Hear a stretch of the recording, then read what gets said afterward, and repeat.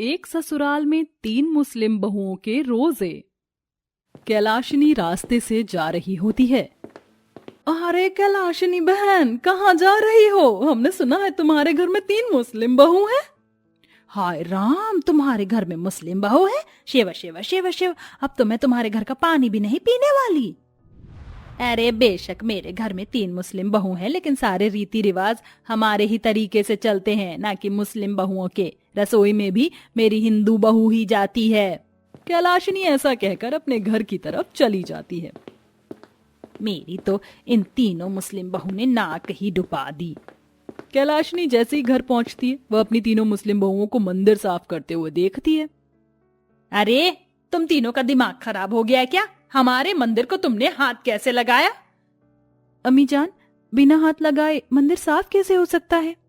मुझे अम्मी जान कहना बंद करो, मुझे माँ जी कहकर बुलाओ। और तुम तीनों को मंदिर छूने की कोई परमिशन नहीं है। कैलाशिनी को जरा भी पसंद नहीं था कि उसकी मुस्लिम बहुएं उसके मंदिर की तरफ जाएं। एक काम करो, आज तुम तीनों बाजार जाकर सब्जियां ले आओ। ठीक है माँ जी। अच्छा अम्मी जान, रमजान शुरू होने वाले हैं, हमें कुछ सामान चाहिए था जो हम गरीब लोगों में बांट सकें। मेरे पास कोई फ्री फोकट के पैसे नहीं है तुम्हें बांटने के लिए। ये सुनकर तीनों मुस्लिम बहू बहुत मायूस हो जाती हैं और सब्जी लेने के लिए अपनी सास से पैसे लेकर चली जाती हैं। उनके जाने के बाद उसकी दोनों हिंदू बहू आ जाती हैं। माँ जी, आज घर में इतनी शांति क्यों है? कहाँ गई वो तीनों?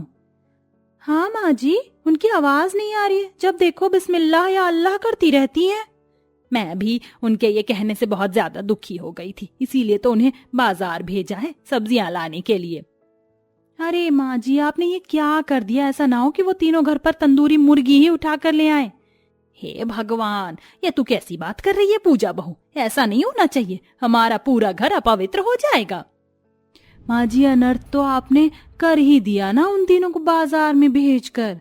एक काम करो, तुम दोनों उनका पीछा करने जाओ। कैलाशिनी की बात सुनकर उसकी दोनों हिंदू बहू अपनी मुस्लिम देवरानियों का पीछा करने के लिए निकल जाती हैं, जहां वह उन्हें ढूंढते हुए सब्जी मंडी पहुंच जाती हैं। हे भगवान, जरा देखो इधर किस तरह जानवरों को मारकर उन्हें बेचा जा रहा है। मुझे तो लग रहा है तीनों देवरानियों ने यहाँ से जरूर मीट खरीदा होगा। अरे वहाँ देखो, वो रही तीनों वहाँ पर सब्जी ले रही हैं। पूजा और आरती तीनों मुस्लिम बहू के पास पहुंच जाती हैं। यहाँ क्या कर रही हो तुम तीनों? तुमने मीट मांस खरीदा है क्या? या अल्लाह, ये आप कैसी बातें कर रही हो? माँ जी ने हमें जो कहा था वही तो लेने आए हैं यहाँ। लेकिन आप यहाँ क्या कर रही हो? कुछ नहीं, बस ऐसे टहलते टहलते यहाँ पर पहुंच गए। चलो पूजा दीदी, चलते हैं यहाँ से। अब पूजा और आरती दूर खड़ी होकर अपनी मुस्लिम देवरानियों पर नजर रखती हैं, लेकिन उनकी मुस्लिम देवरानियां हरी सब्जियां लेकर वापस घर लौटती हैं। चलो शुक्र है तुम किसी काम तो आई। जाओ पूजा और आरती बहू, रसोई में जाकर सभी के लिए खाना बना लो। कैलाशिनी में खाना सिर्फ पूजा और आरती के हाथों से ही बनवाया करती थी। धीरे धीरे कुछ वक्त बीत जाता है और रमजान का महीना शुरू हो जाता है, जिसमें तीनों मुस्लिम बहुएं सुबह के 3 बजे सहरी बनाने के लिए उठती हैं। हम तीनों रसोई की तरफ जा तो रहे हैं, लेकिन कहीं माँ जी को हमारे रसोई में जाने से गुस्सा न आ जाए। सारा दिन हमें रोजा रखना है और फिर बिना सहरी के रोजा रखना तो हमारे लिए बहुत कठिन होगा। सही कहा आपने, चलो रसोई में चलते हैं। तीनों बहू रसोई में पहुंचकर अपनी सहरी बना रही होती हैं। उनकी आवाज सुनकर कैलाशिनी की नींद खुल जाती है और वह नींद में उठकर रसोई में पहुंच जाती है। हे भगवान, हे प्रभु, हे ईश्वर, तुम तीनों यहाँ क्या कर रही हो, वो भी इतनी सुबह सुबह? अम्मी जान, आज हमारा पहला रोजा है, उसी की सहरी बना रहे हैं। मैंने तुम तीनों को सख्त मना किया था कि तुम तीनों रसोई में नहीं आओगी, लेकिन तुमने मेरी एक नहीं सुनी और मेरी पूरी रसोई को अपवित्र कर दिया। अम्मी जान, आप ये कैसी बातें कर रही हो? मैं तुम्हारी कोई बात नहीं सुनना चाहती हूँ। अभी के अभी मेरी रसोई से बाहर निकलो। इस तरह कैलाशिनी अपनी मुस्लिम बहुओं को बिना अपनी सहरी बनाए रसोई से बाहर निकाल देती है। बिना सहरी लिए वह तीनों भूखी प्यासी सारा दिन रोजा रखती हैं। दोपहर में तीनों घर के काम कर रही होती हैं। उसी वक्त एक बूढ़ा आदमी उनके दरवाजे पर आता है। बेटी, बहुत जोरों से भूख लगी है, कुछ खाने को दे दो। बाबा, जरा आप यहीं ठहरिए, मैं भी आपके लिए कुछ खाने को लाती हूँ। जोया ऐसा कहकर अंदर जाती है। उसके जाने के बाद वहाँ पूजा और आरती आ जाती है। हे भगवान, तुम लोगों को और कुछ नहीं मिलता क्या? सुबह शाम बस भीख मांगने आ जाते हो दरवाजे पर। भगवान की दुआ से तुम्हारे हाथ पैर सही सलामत है, चले जाओ यहाँ से, तुम्हें एक दाना तक नहीं मिलेगा। पता नहीं कहाँ कहाँ से आ जाते मुंह उठाकर।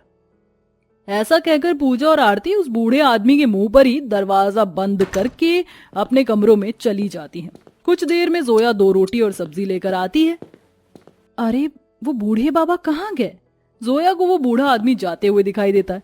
वो भागते हुए उस बूढ़े आदमी के पास जाती है। बाबा, आप तो भूखे थे ना, फिर आप रुके क्यों नहीं? ये लो, मैं आपके लिए खाना लेकर आई हूँ। भगवान तुम्हें हमेशा बनाए रखे। तुम मुस्लिम होकर भी तुम हम जैसे हिंदू लोगों की मदद कर रही हो। और देखो, तुम्हारे घर में हिंदू होने के बाद भी उन्होंने मुझे भिक्षा के लिए मना कर दिया।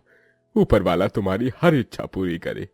वह बूढ़ा आदमी खाना खाकर वहां से जोया को आशीर्वाद देकर चला जाता है, जिसके बाद जोया वापस घर आ जाती है। उस दिन जोया, जुबैदा और रुबीना तीनों बहुत ज्यादा मायूस होती हैं। जब उनके पति काम से घर लौटते हैं, उनके मायूस चेहरे देखकर वो उनसे पूछते हैं, क्या हुआ जोया, सब कुछ ठीक तो है? रुबीना, चलो तुम ही बता दो, क्या बात है? क्यों मुंह लटका कर बैठी हो तुम तीनों? दरअसल बात यह है कि हमारे रोजे शुरू हो गए हैं और आज हमारा पहला रोजा था। अम्मी जान ने सुबह की सहरी भी बनाने नहीं दी और अब इफ्तारी का समय हो गया है। ये तो बहुत गलत बात है। तुम यहीं पर रुको, माँ से हम तीनों जाकर बात करते हैं। तीनों भाई अपनी माँ के कमरे में जाते हैं और उन्हें समझाते हैं। अपने बेटों की बातें सुनने के बाद कैलाशिनी उनसे कहती है, ठीक है, तुम्हारी पत्नी को बोल दो कि वो मेरी रसोई में खाना बना सकती है, लेकिन एक शर्त पर, मेरी रसोई में मीट मांस जैसा कुछ नहीं बनेगा। ये सुनकर तीनों भाई खुश होते हैं और अपनी पत्नियों को जाकर बता देते हैं। तीनों मुस्लिम बहुएं खुश होती हैं और अपनी इफ्तारी के लिए खाना बनाकर तैयार कर देती हैं। जैसे ही वह नमाज पढ़ने जाती हैं, उनके जाने के बाद तीनों सास बहू मिलकर उनका सारा खाना बर्बाद कर देती हैं। मैं भी देखती हूँ कि आज ये इफ्तारी कैसे लेती हैं। चलो माँ जी, अब चलते हैं, यहाँ से खाना तो बर्बाद हो चुका है। तीनों सास बहू आराम से अपने कमरों में चली जाती हैं। जब तीनों मुस्लिम बहू रसोई में जाती हैं तो अपना खाना बर्बाद देखती हैं, तो उन्हें बहुत दुख होता है और उनके आंसू भी निकल आते हैं।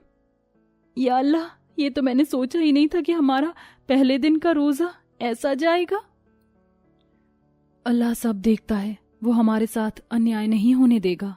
तीनों अपने अपने कमरों में जाकर भूखी ही सो जाती हैं। अगले दिन भी ऐसा ही होता है। तीनों हिंदू सास बहू मिलकर मुस्लिम बहुओं की शाम की इफ्तारी खराब कर देती हैं, लेकिन भूखे प्यासे रहकर मुस्लिम बहुएं अपने रोजे पूरी करती हैं। और इधर हिंदू बहू और सास को अचानक से चिकन पॉक्स निकल आते हैं। अरे ये क्या हो गया, मेरे पूरे शरीर पर दाने कैसे निकल आए? कहीं ये जो हमने किया है उसका नतीजा तो नहीं? लगता है मुस्लिम बहुओं का खुदा हमें सजा दे रहा है। माँ जी, मुझे चिकन पॉक्स निकले हैं। चिकन पॉक्स निकलने की वजह से तीनों हिंदू सास बहू बिस्तर पकड़ लेती हैं। उनकी बहुत बुरी हालत हो जाती है, जिसे देखकर मुस्लिम बहुएं उनका बहुत अच्छे से देखरेख करती हैं, जिसके चलते पूजा, आरती और कैलाशिनी को अपनी गलती का एहसास होता है। चिकन पॉक्स जैसी बीमारी से ठीक होने के बाद वह मुस्लिम बहुओं से माफी मांगती है। हमने तुम्हारे साथ इतना बुरा किया, उसके बाद भी तुम तीनों ने हमारी इतनी देख रेख की। हमें माफ कर दो बहू, हम तो तुम्हारी माफी के लायक भी नहीं हैं। हमें माफ कर दो देवरानी जी, हमने तुम्हें बहुत सताया। आज तुम्हारी इफ्तारी हम अपने हाथों से बनाएंगे।